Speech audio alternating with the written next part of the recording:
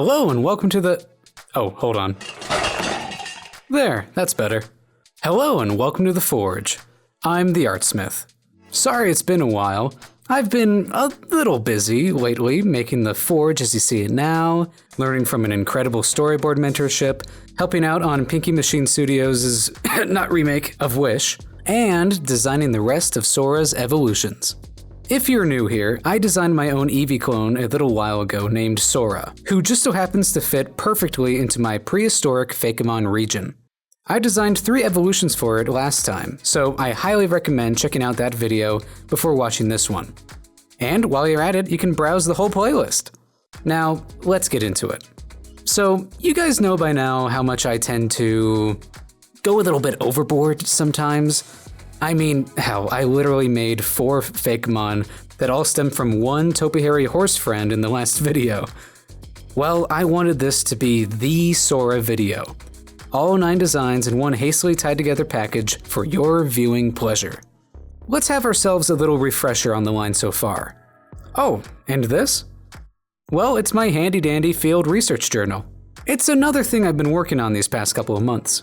All aspiring paleontologists need one before they head out on their adventure, but for now, I'll let you look in mine. Here, I'll turn to the page we left off. First off, we have Saura, the adaptation Pokemon. Gladiasaur, the combatant Pokemon. Plumasaur, the Zephyr Pokemon. And Stellasaur, the stalagmite Pokemon. This means that the ground, steel, poison, bug, and ghost types still need representation. So let's start with ground. Like many of my designs, this one has been in the works for a long time. When I started the series, I knew I wanted to make a mountain sauropod at some point. I think I even had it as an option in some of my first ever polls, so when it came time to design the ground type evolution for Saura, I already had a concept ready and waiting. I loved the idea of Saura adapting to become a literal mountain range. For this first draft, I tried to stick to the design conventions I set up in the previous video, but it wasn't working for the vibe I wanted for this Fakemon. Since it's based on a mountain, I wanted to make it clear in its design that it's easily the tallest of all the Fakemon I've designed so far. But this design and pose weren't really lending themselves to that idea. And as per usual, I had a little crisis about it. I had a very specific set of design rules that I set up in the last 3 designs. I can't deviate from that now. So I threw them out the window. Let's fix this posture of his. It's way too L-shaped for my tallest Fakemon. Instead, the mountain range should slope upward across the whole design. And it should have those Brachiosaurus front legs that have that extra bend. And there you have it. Mesasaur, the summit Pokemon.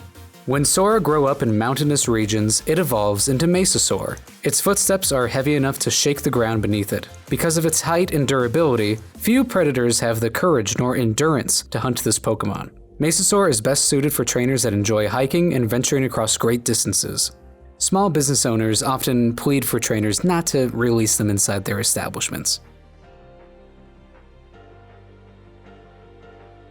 So you may be wondering how I was able to throw out my old design conventions so easily. Well, it's all of this design's fault. I knew what I wanted immediately, a poison type with a solid back, but an unstable, goopy lower half. This might be the fastest design from start to finish of this entire lot. I hope it all comes across well. Since Saura evolves depending on the environment it's in, I was presented with an interesting challenge for a couple of these designs. What even is a poisonous environment? A bug environment? A ghost environment? If this ever became a game, I think the Saura line could act as a great source of inspiration of the different locations in the region. There should be at least 8 different biomes to cover all of its possible evolutions. A lot of the evolutions are self-explanatory. There should be a windy biome, a large cave system, mountain ranges, some form of badlands for the fighting type. I think a tar pit or toxic waste plant would be great for Toxisaur. Toxisaur, the unstable Pokemon. When Saura is exposed to highly poisonous environments, it evolves into Toxisaur. Its chemical structure has become unstable, granting it greater survivability.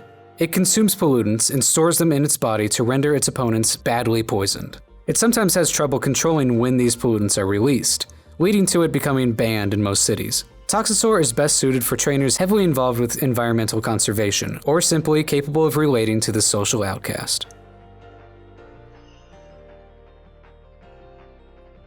From one of the easiest designs to one of the most difficult, the Steel-type evolution had quite the metamorphosis. What do you think when you hear Steel and Sauropod? Probably a skyscraper. There's a lot of those designs floating around. Maybe the whole Fakemon is just made of metal? I didn't have a real strong concept going into this. My sketches were aimless, just hoping that inspiration would fall onto me like a steel beam. But then I started thinking of the environment this evolution should belong to. Of course, a city with skyscrapers came to mind, but does a city allot itself to a giant sauropod? I don't think so. Okay, then what are some other places with an abundance of metal? Construction zones. I just made Birdozer, who helps out in them. Scrapyards.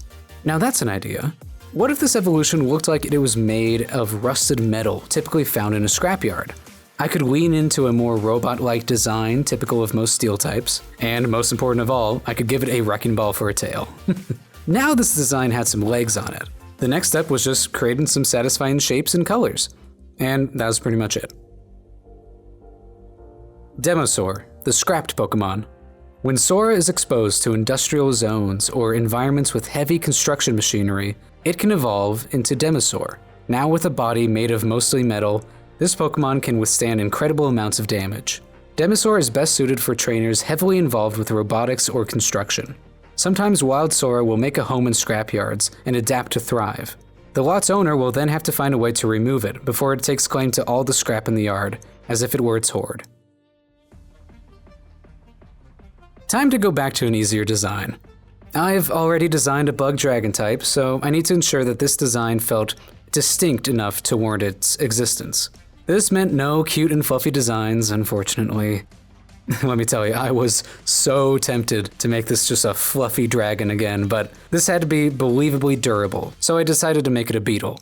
I love the vibe of beetle-related monster designs. There's just something about how they accentuate the exoskeleton into this tough-looking armor that I really love. I definitely want to make another mon similar to this in the future. I think the environment that makes most sense for this one would be either a forest or a jungle setting. Because I mean, what else would be considered a bug environment? So I imagine this evolution would be great for campers, or just people who like bugs. Bug's a weird type, conceptually. I love a lot of their designs, but when you try to describe a bug trainer's place in society, you're left with a lot more questions than answers. And I mean, how do you justify a dinosaur with bug traits? Who cares? This thing doesn't exist. Carapasaur, the hexapod Pokemon.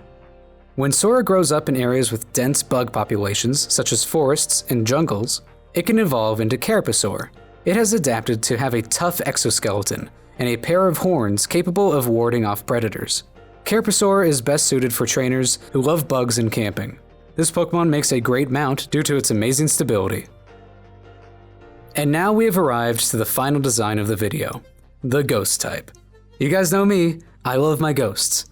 So I messed around with a couple of different ways of bringing this design to life, or should I say, back to life. At first, I tested the waters with a bandaged mummy look to play into the long lines and shapes that naturally lend themselves to a sauropod design, but something about it was missing that pizzazz I was looking for. So let's do a skull study of a Brachiosaurus. Okay, I actually really love the triangular shape of the skull. What if I incorporate that into its design? And let's make it more spectral in its appearance. Some ghostly flames will help with that. And immediately I saw the image of this Pokemon in my head. A wandering dinosaur spirit that he might catch a glimpse of atop a hilltop under a full moon. I really love turning its hind legs into spectral flames as well. It all creates a fluid line of movement throughout the design. I was very happy with how it turned out. It's easily my new favorite out of probably all of my designs. Ectosaur, the grim Pokemon. When Saura is raised in haunted environments such as graveyards or ghost towns, it may evolve into Ectosaur. Urban legends state that this Pokemon sometimes appears to those in mourning. It finds itself following trainers with high levels of empathy, seeing them as a good match. Ectosaur is best suited for trainers interested in the supernatural or just wanting to help guide those who are lost. And there you have it, Saura and all 8 of its evolutions. This was a massive undertaking, and I really hope that at least one of these designs is your favorite. Who would you choose to have Saura evolve into? Or would you just shove an Eevee light on it and keep it the way it is? In the meantime, it would really help out if you subscribe to the channel. If this was your first time at the Forge, I highly recommend checking out my Fakemon playlist. And to keep up to date with the channel, hit that subscribe button and you can be part of the conversation as I make more of these kinds of videos. I make other art-related videos on my channel as well, including videos where I design my own trading cards, storyboards, and my installments on making my own original animated series, The Last Fire Sprite, a reality. Be sure to recommend any prehistoric or Midwest inspirations in the comments below. I've really been loving some of the ideas you guys have been suggesting. Until the next time, this has been the Artsmith, and thank you for coming to the Forge.